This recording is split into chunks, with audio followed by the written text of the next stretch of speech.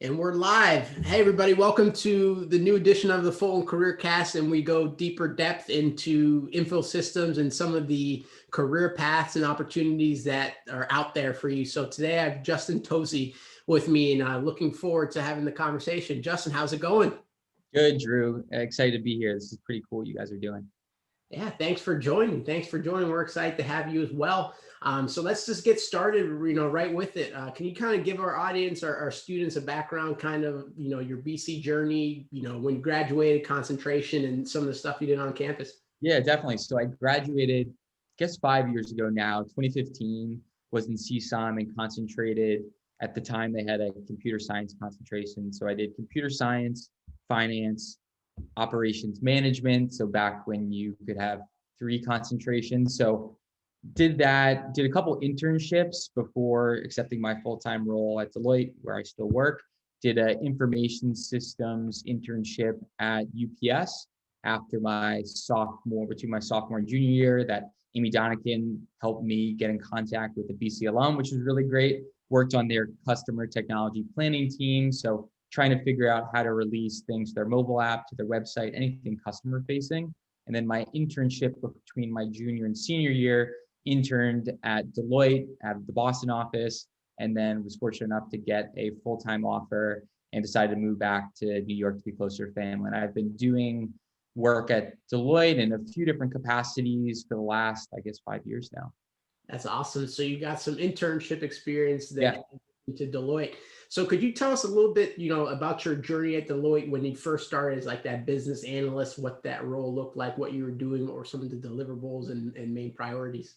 Yeah, definitely. So my job career at Deloitte has changed a lot from when in 2015, coming out as a bright-eyed, bushy-tailed recent college graduate to now, 5 years in, knowing a little bit more about what I want to do, what I don't want to do. So I started in a practice that's changed a little bit at Deloitte, but it was our technology strategy and architecture practice. So going in, evaluating how IT organizations were run in a variety of different companies at Deloitte and all the other consulting firms. They're organized by discipline, which in my case was technology strategy and architecture, but also by industry. So I didn't have, unlike some of our other friends at BC, I didn't have, being a doctor wasn't in the cards, but I wanted to work in healthcare. So I worked for the first couple of years doing IT assessments, IT strategy for providers, so for hospitals. I really enjoyed that work, a really good way to learn about business outside of the classroom. Like I said, I was a business student at BC, took finance, understood it from the academic perspective, but wanted to understand in the real world how hospitals were run. So got a taste of that. And then from that, learned a lot, but I wanted my work to culminate in something that was more physical, something you could engage with, because just to go into a little bit deeper, when you're doing that type of IT strategy work, the result is usually a plan or a design or a framework for, we should move to one data center, we should invest in this technology, this is what our strategic priorities are. It's pretty theoretical. And at the end of the day, it's your deliverables really just recommendations. And sometimes you're fortunate enough where the client likes your recommendations, you can stay on to implement them. But more often than not, there might not be budget, they might not agree with all the recommendations. So I was going project after project, working really hard, the team coming with good recommendations, but having them, for some of them, fall flat and not really being able to implement them. So from there, about 3 or 4 years ago now, I switched over into product management, which I'm happy to talk a little bit about. So actually building applications for patients, for providers. And I knew I always wanted to get closer to the end user, which in this case is people suffering from chronic conditions, physicians trying to better understand their patients' health through time. So in the last 3 or 4 years, I've focused switching from what I consider more traditional management consulting into product management, technology consulting. That's awesome. So essentially, just to say, from the management consulting piece, your deliverable, like you said, was advice, or you should do this. And sometimes your client would be like, oh, that's a great idea. or other times your client might be, this is a great idea, but it just doesn't fall in the budget right now. We don't have the resources or the capacity to implement. So there was Exactly. probably some frustration there on your part with, doing all the hard work and not seeing it come to fruition.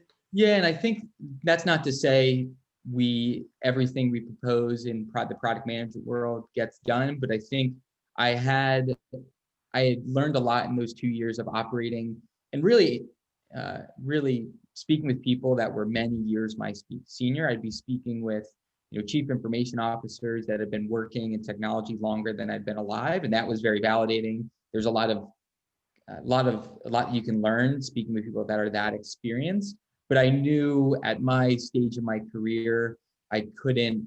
I was going to hit a plateau of not being able to really contribute, being someone only 3-4 years out of school, is guiding an IT organization with that little experience. It's hard to be credentialed in that. So I knew if I wanted to continue making the impact that I felt in the first couple of years, I needed to find something where I could be, a couple years out of school and still be looked to as the expert in the room. Whereas when I was sitting in a room with, chief financial officers, chief information officers, there wasn't, as they say, enough gray in my hair really to be able to be taken seriously for everything I was contributed. And I wanted the added benefit of being able to work kind of directly for patients, directly for physicians, rather than for an IT organization that if you do well, it may help the patients. I wanted to be a little bit closer to the end user and have my day-to-day be able to be mapped out to how did this make this person better manage this chronic disease. Absolutely. So that's a great parlay into my question of just, kind of tell me a little bit more about, after you made the switch from more of the management consulting to product management, what's the kind of day-to-day and interface with clients or the end customer who is the patient or the doctors? Yeah, definitely. And I think what I want to talk about here too is doing product management within a consulting firm is different than working for a traditional tech company. So like you said, I still have clients. I have worked on a few projects where Deloitte is the client and we're building out a suite of products within Deloitte that then we try to sell, but it's still a lot of client stakeholder management. So still a lot of the benefits of speaking with people. We're pretty senior in our like partner client organizations, but still a focus on client service. But I guess the difference here as a product manager, just to explain the role, is you are the person gathering requirements, but also to an extent defining the vision and actualizing the vision for what a product should be. So to give an example, worked on a project 3 or 4 years ago to make a suite of mobile and iPad applications for patients who were facing this chronic blood disease. There was a therapeutic for it. It wasn't a cure, but it was pretty debilitating. And if you had this blood condition, you also would have other what's called comorbidities. So you might have diabetes. It's just a lot to manage. You need to make sure your lab levels are within a certain band. You need to make sure you're accurately tracking your systems. And we were speaking to patients, and our client, a pharmaceutical company, also found that it's really hard to manage all these things, and it disproportionately affects people over the age of 65. So we had this patient advisor council, and what they would come in is, the more, I say technology savvy, would come in with Excel spreadsheets of them plotting their symptoms over time or their medications. But these people were taking, 5-10 medications at a time. So it's really difficult to live. What's a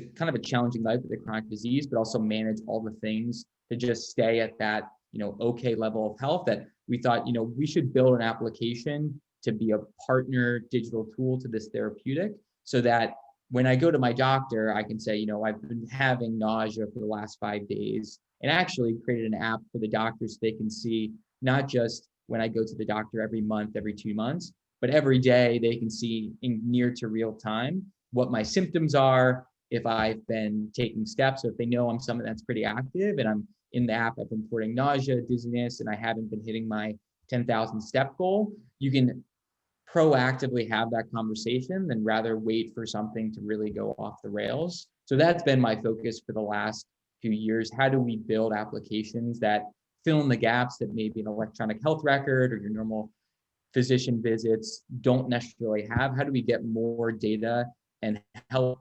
people organize their data and really feel control of something that, chronic diseases kind of can take over lives, can take over families. Yeah. Let's put the power and the data back in the hands of the people who are facing these ailments so that their doctor, them, their loved ones, their caregiver can better really face these, what can be really debilitating diseases. That's awesome. So you're really in the design phase, and you get to use your creativity and kind of really flex those muscles. That sounds awesome. So very impactful, very impactful. Definitely living the BC motto, men and women for others. That's Trying awesome. to.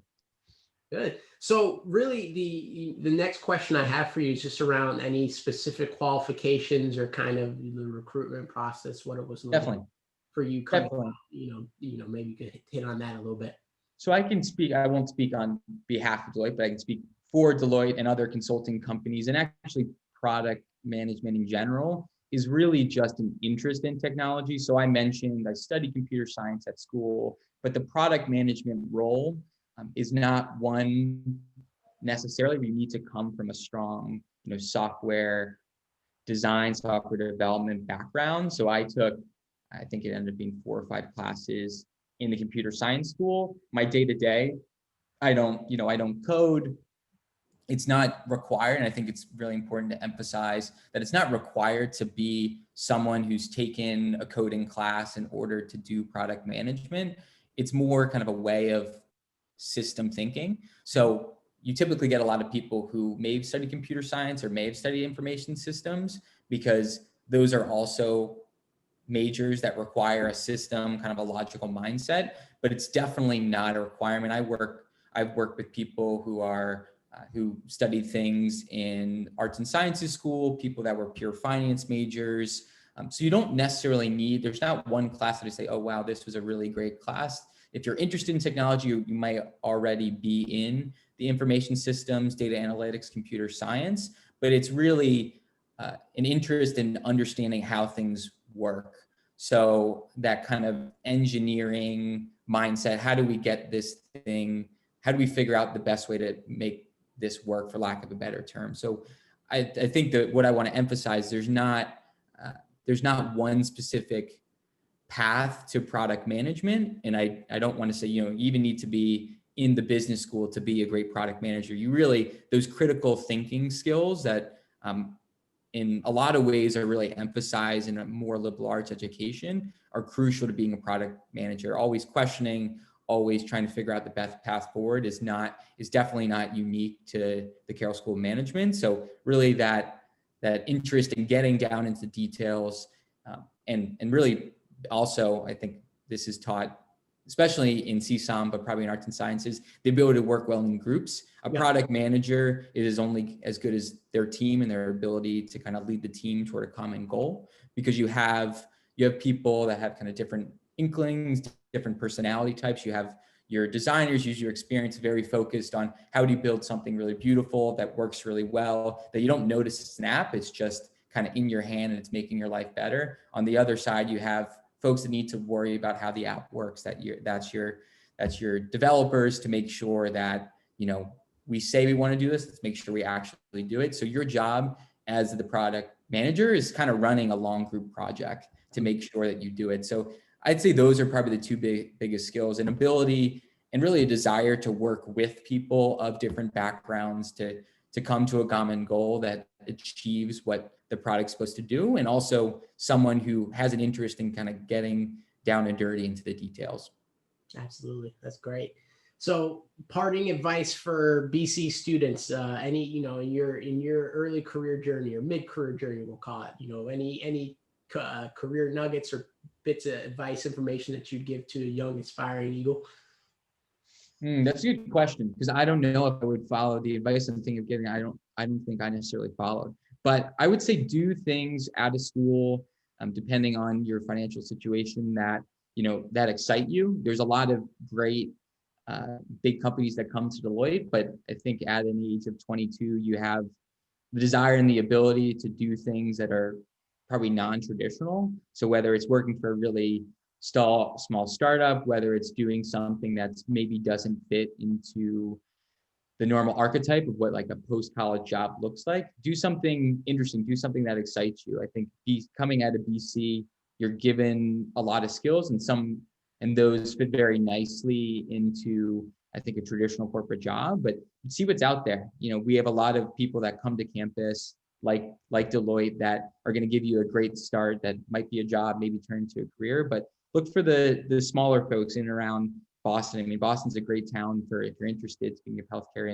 in biotech or startups. You have a lot of very smart people around Boston doing, pretty interesting things that maybe some of the bigger companies aren't doing. So I'd say get out there, do your research. And I mentioned before, I got my internship at UPS from a BC alum. Use your network. I know you're producing these to really reach out to the BC community, but there's a lot of people that I've reached out to that are BC alums that are happy to get on the phone. Use your resources. We all invest a great amount financially, time. We've all done a lot to get to BC. Let's make sure we use it after we graduate. We have a strong network of people that are happy to help a fellow legal.